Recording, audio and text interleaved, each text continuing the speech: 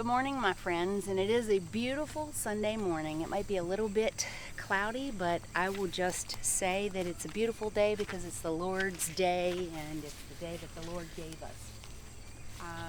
It's been a while since we've had a farm update, so I thought I would show you a few things that we haven't covered any time before.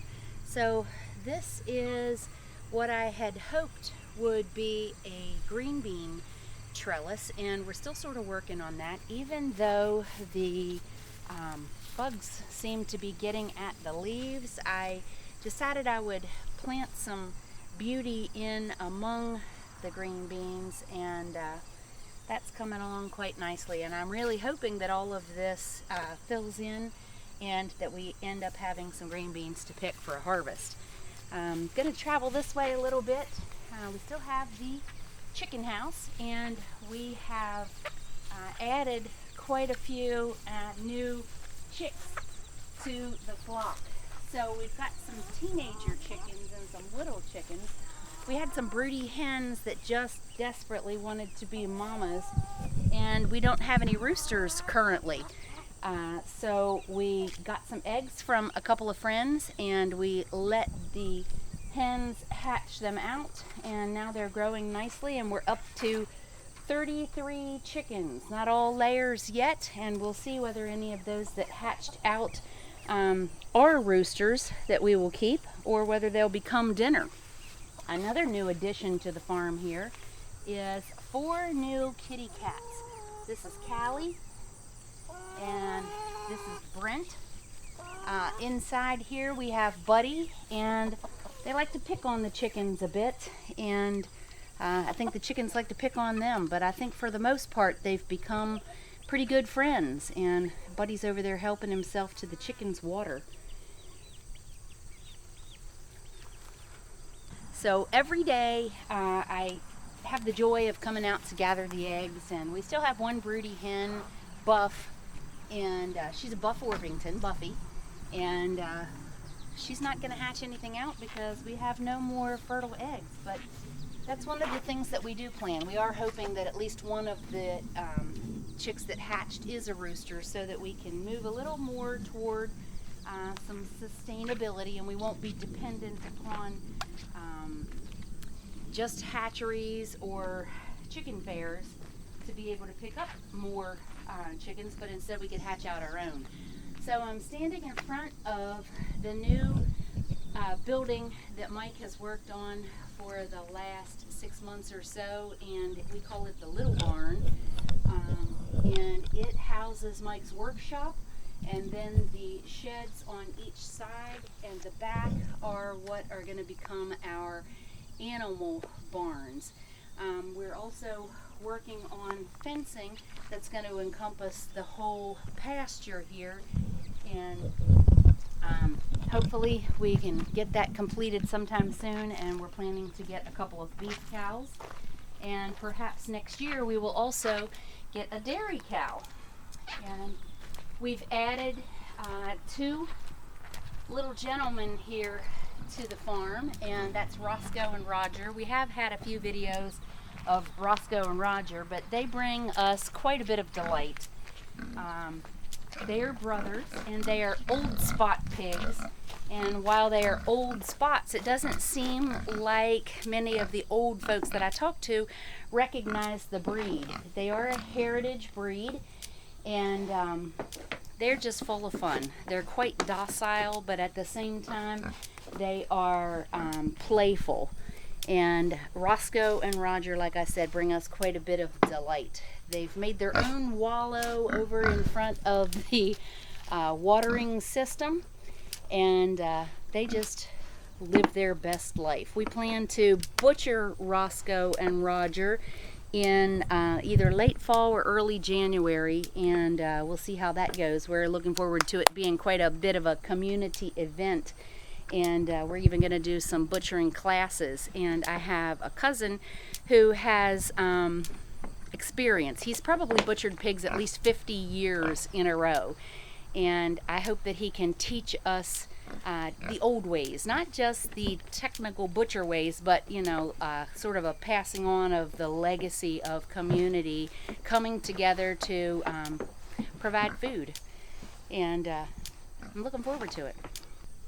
So I've moved over to this side of the pig pen, and you see this big pile of wood chips. This pile of wood chips, which a friend who is a tree service guy brings us whenever we need them. These wood chips are kind of our solution for making pigs not quite as smelly as pigs could be. And people will say that pigs are actually very clean. They're lying. Pigs are not clean, but pigs are predictable.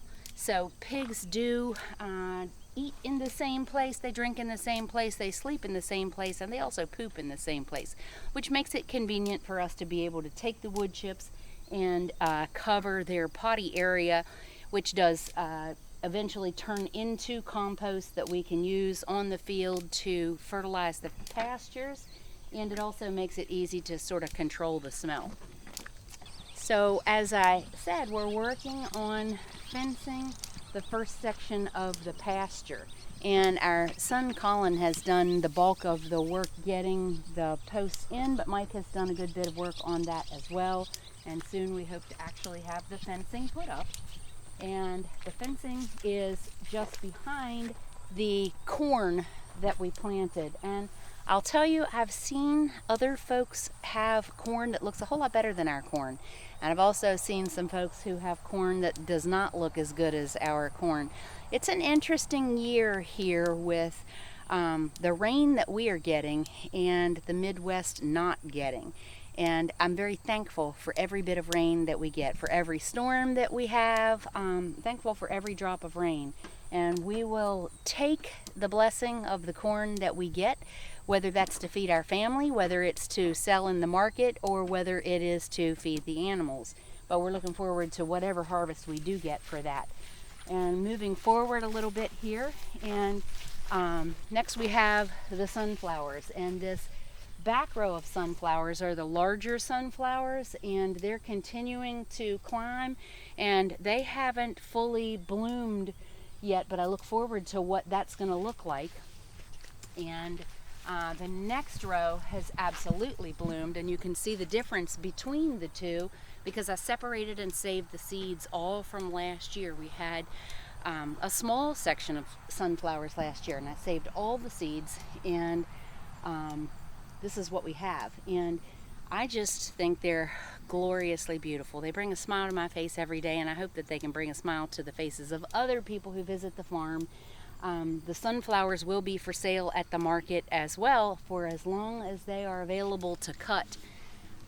In front of the sunflowers, we have the next thick row of zinnias.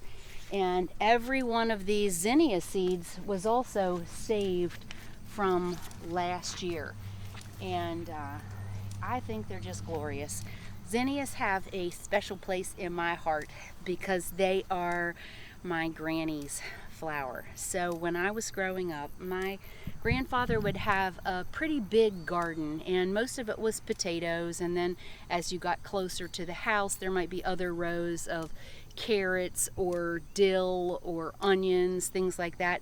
But always the closest row to the house was a row of zinnias that my grandmother would plant and that she would save from her years previous. So these zinnias are also part of our market, and we would like to do a cut your own market. And so anyone can come out on Saturdays from 9 to 3 or Wednesdays from 9 to 3, and they can choose the colors they like, they can choose a variety, but it's a cut your own garden, and there's quite a few to choose from here. So these will be great for weddings or just bringing a smile to the faces. I love the variety of colors. I love that the bees and the butterflies just take from these. I don't love the Japanese bean beetles that seem to want to chew on the leaves, but we do have a beetle collection system here that seems to be putting a dent in the beetle population. So on the other side of the zinnias, if I can find a place to walk through here, because this is a pretty dense patch, on the other side we have marigolds. And the marigolds are a little later than the zinnias. They're starting to come and be beautiful, but we still have a ways to go, and I look forward to them continuing throughout the fall. Right here are a few of my specialty marigolds, and they look a little different than the others. So we have some plain yellow, this is a common solid yellow, but I like these variegated ones that have a little different shape head than the common marigolds.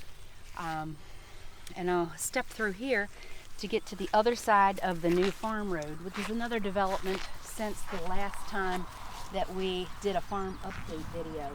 So we've put in a road that still comes from North Hayfield, but that takes a path over all the way to the barn, which is where our new market will be.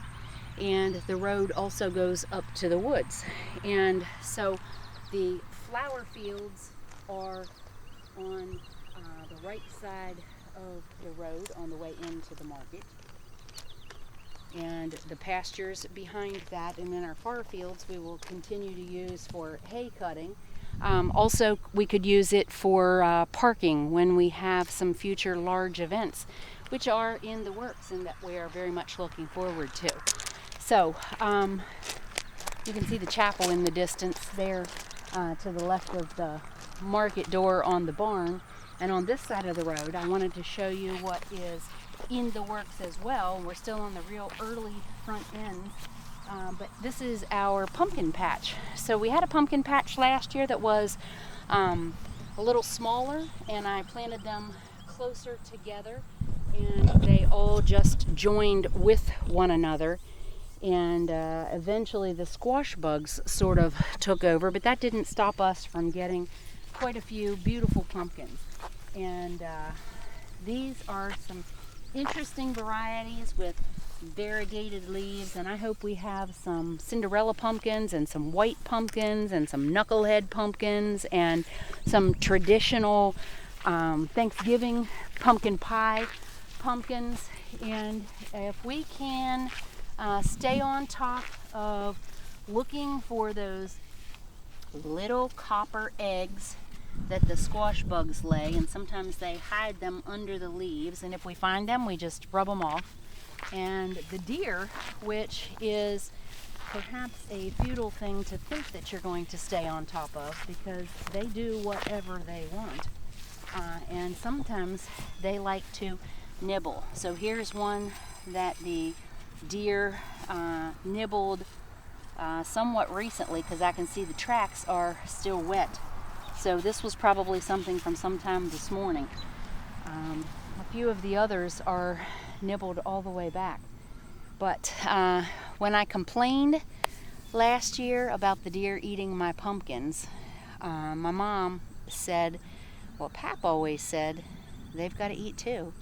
And it sort of gave me another perspective on all the things. I have a few folks that I read or listen to that are kind of mentors who talk about always planting more than you think that you're going to need, because the bugs are going to get theirs, and the animals, the wildlife are going to get theirs, and if you plant enough you'll also get yours.